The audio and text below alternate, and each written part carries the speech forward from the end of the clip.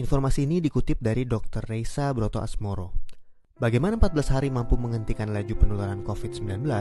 Yang perlu kita ketahui, anak-anak memang senang libur sekolah 14 hari. Namun sayangnya, banyak orang yang belum memahami. Mengapa 14 hari dan untuk apa? Maklum, himbauan itu tanpa disertai penjelasan yang memadai.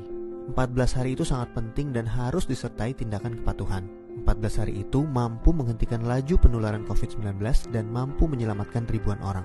Bagaimana bisa? Begini, ketika seseorang kontak dengan apapun yang bisa menginfeksinya dengan COVID-19, maka harus ditunggu minimal 14 hari. Jika tidak terjadi apa-apa, maka orang itu aman.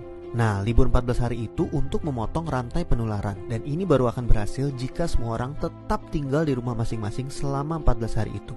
Kenapa harus begitu?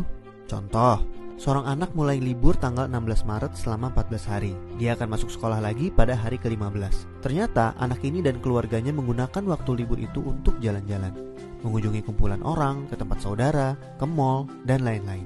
Seandainya dia jalan-jalan di hari ke-10 dan tertular COVID-19 di tempat yang ia kunjungi, mungkin pada hari ke-14 atau 15 belum ada tanda-tanda dia sakit, tetapi dia sudah membawa COVID-19 di tubuhnya dan berpotensi menularkan. Andai dia masuk sekolah pada hari ke-15 dan seterusnya, maka 14 hari libur sekolahnya itu tidak ada gunanya.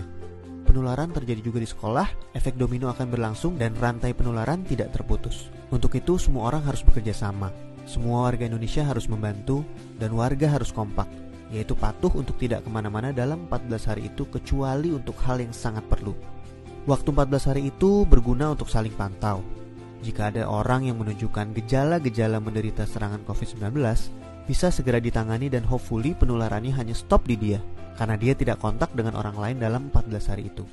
Jadi, mari kita mengisolasi diri untuk diri sendiri dan orang lain. Mungkin pula dalam skala besar untuk umat manusia.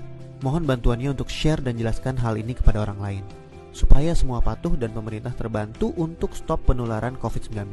Jika tidak, maka 14 hari libur itu percuma. 14 tahun pun tak bisa stop penularan. Semoga kondisi dunia segera pulih. Dr. Reysa Broto Asmoro.